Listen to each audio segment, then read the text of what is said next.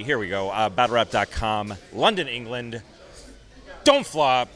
Devon birthday weekend. Jeez! It's going down. The 7BW. Turn it on here. Yeah, man, let's get this fucking shit popping. So, Shuffle T, you were supposed to battle for the 2-on-2. What happened? Well, K-Shine hit me up on Twitter and said, look, bud, I can't do it. I'm too afraid of what's going to happen when I'm in those London streets with Shuffle T. Because he knows I've been running these from underneath like a submarine. And I said, look, my bloody G, if you don't want to come and scheme, then that's fine with fucking me. But what about the crowd? I've run out. Are you just making it up right now? Yeah. I was like, oh, this must be part of his material. This must just be... No. But like, I think it was passport issues. Like, apparently, what I heard was that he didn't bring his birth certificate with him to get the passport. So they couldn't sort it out, which is silly.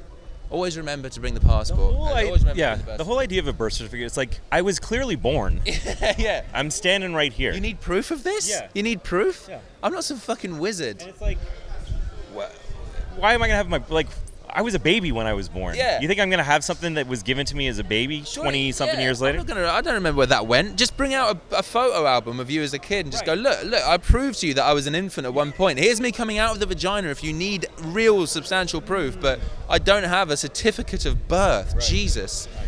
Yeah. It's tough. So when did you find out that that battle wasn't going to happen? So we found out on Tuesday evening, and then... take me through, like, what was your reaction when you heard? Fuckity, fuck. Bleep, bleepity, bleep, bleep, bleep. It was just gutting, man. Like, Rowan hit me and Marlo up and just kind of said, yeah, it's not going to happen. And I genuinely thought he was joking for ages because he trolls us like that sometimes. And I was just like, so I wasn't prepared to make other plans and stuff instead of the practice. So, but then he was like, no, I swear to God, I'm not joking. And so me and Marlo were just like, well, for fuck's sake, like, I hope this gets postponed because we'd been we write well in advance, and this has been planned for a while. So we've been writing for 6 weeks, and we've got like and we do like blocking and stuff. Do you know what I mean? Like it's a play or something. Yeah. And we rehearse like bitches. So like we were really hoping that it was going to go down, or so, you know, and we hope it. We were saying like, I hope it gets postponed. I hope it's still in England because it's kind of England specific, you know, for the crowd kind of thing. And then Rone was like, you know, do you want to do something else? Do you want to battle someone else in his place? And we were like, well, there's just not enough time because, you know, we work and stuff like that, and blah blah blah. So basically, it got to the point where Marlo said that he might do a one-rounder against DNA, and then he showed me his stuff for it, and that got me really inspired to write something for Fake Shine, which is K-Shine.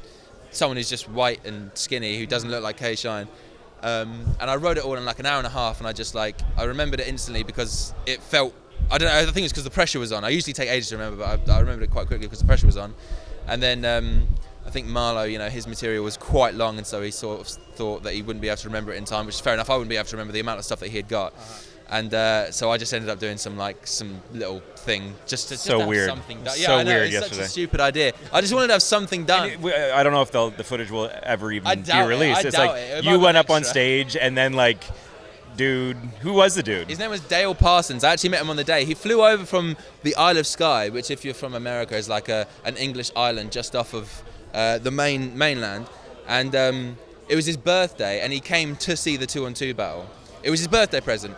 And so I was talking to this guy, I just felt like really gutted for him, and I was like, right, okay, I was going to do this with someone else, bring them up, but then I thought, I'll get him up on stage. And so yeah, I mean, it made his day, so that's all that really matters, man. Like, I think the crowd kind of liked some of the material, but it's hard to get behind something so stupid. But at least you made one person's day. Yeah, exactly, yeah. 2 people, because mine was made as well. I wanted to also talk to you about, you mentioned blocking, the kind of theatricality, which is something that you guys have, I guess, kind of like brought to battle rap with more vigor than I think has ever been seen in battle rap before. Now, your influence with that, you're a theater kid, you're an improv kid.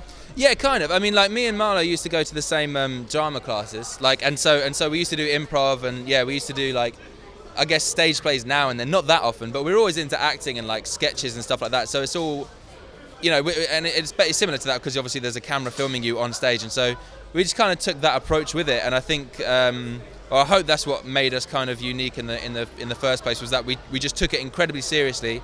We liked the idea of like, the more back and forth stuff you can do, the better. The more you can sort of make it intricate and take over from one another, the better we found it. And yeah, it just came naturally to us to write in that way. And so I think, yeah, it was probably to do with the acting background, but I think it's also just to do with how we interact normally, and how, like, because I think whenever we sort of approach a battle, the main thing, the reason why we have sometimes quite sort of strange or different angles, I like to think anyway, is that we just chat about these people, and then we say something that makes us both laugh, and then we're like, well, let's just write about that. Whereas I think most people would go, let's work that into a bar and make that like a bit, but then we just want to stretch out to half around, just say, let's talk about how silly this is about them. Right. And we had that kind of thing with DNA and K Shine as well, which we really, really wanted to do. Our second round was like the most that we've ever done. And which is why we were so gutted. I mean, other battles could have been cancelled, but this one was the one that we were really looking forward to. Yeah. But yeah, so I think, yeah, it's from that kind of a mixture of those kind of things that makes us. And it's interesting because it feels like Shine and DNA, who have made 2-on-2s pop in America, and it feels like they're heavily influenced by you with like the really like choreographed, high concept often, theatricality of it. So when you, like, who else do you see as like being good kind of like almost actors in the battle rap sphere? I'm unsure. The weird thing about the DNA and K-Shine thing that you mentioned is that K-Shine had only heard of us when the battle was put to him. So he didn't know about us. DNA did, and he had seen us live a few times, I think. But K-Shine was none the wiser about us, and he just, when it was brought to him, he was like, he's going to take it like every other battle, and then he saw some of our material and sort of saw that we were similar to them.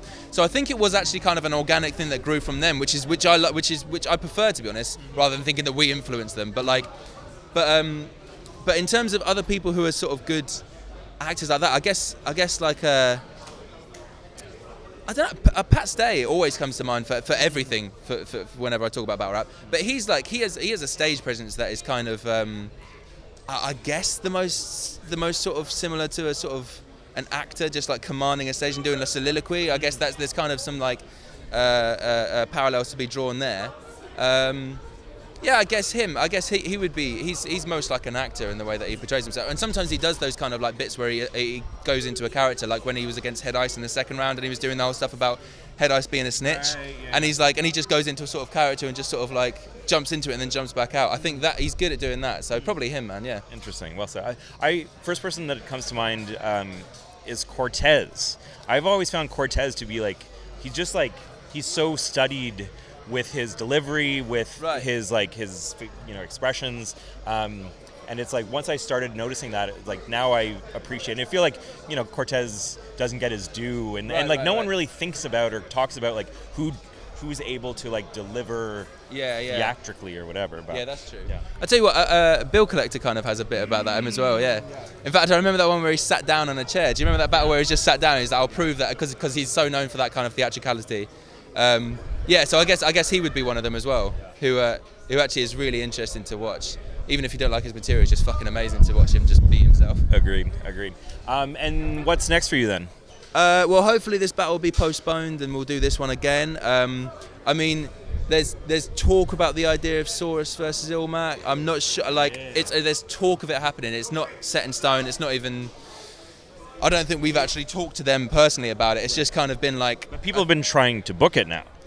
I think the idea of the battle is becoming more solid. So and I think it's probably a good time for it, because there was a point where everyone was calling for it, and I think they kind of thought, well, let's see where we get to, and then kind of. And so I think now that the whole call for it has died down, it would be a more appropriate place to do it. I'm hoping that comes. Also, with the prospect of the battle that was supposed to happen this weekend, I think Saurus is quite salty about the fact that DNA and Shine, it's like, why did they get the title shot when technically, like, you could argue that they haven't won too many of their 2-on-2 battles. They've just done a lot of them. That's true, but then again, like, he'd have to impose the same thing against us, because when we took the 2-on-2 title from Cracker and C Major, we hadn't had a judged battle, and we'd only had 2 battles as a 2-on-2. So I mean, it's not worth getting caught up in the politics. I think it's just about who's flavourful at that time. I think that's the most important thing. And to people who are running the leagues, they just, of course, they want to see K-Shine. Like, it makes sense because they're the talk, and they've been a world star. They've got a lot of pull behind them. It makes the most sense. Maybe Thesaurus and Ilmac deserve it more, but they haven't been that active recently as well. So, what about Poirich and Diaz?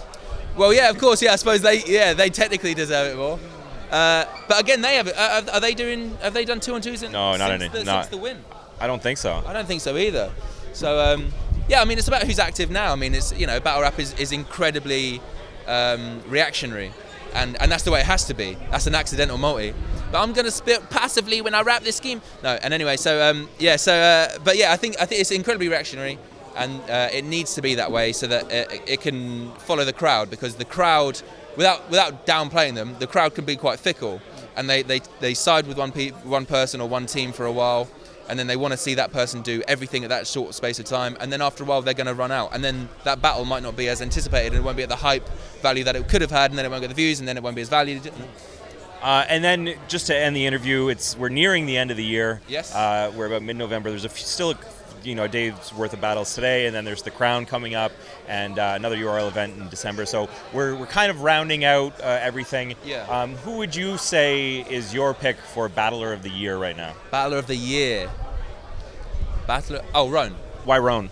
So I think Rone is deserving of Battler of the Year because he's been doing the same kind of material for a long time now. He hasn't really switched up his style. And he's been at sort of the middle of top tier for a long time now, and I think it's just now that people are starting to really realise how good of a battler he is and how funny he is in a way that perhaps they didn't. I think it's always been recognised, but it's just kind of like since the Big T. Also, he's a guy that's right, is that he keeps going viral. Like the Big T and what was the other one that went viral? Battle? The Compliments Battle went viral, yeah, for sure. And I thought his Thesaurus material was very strong. It was really good. So it's like, you're right, that he's always been doing what he's been doing, but it's like now it feels like, mainstream media is starting to recognize him as like a marketable figure. Yeah, it just happens sometimes. Like it's that person's year. Like Pedro, is easily another person for Battle of the Year because he's been doing the same thing, and it just feels like it's his year this year. Yeah.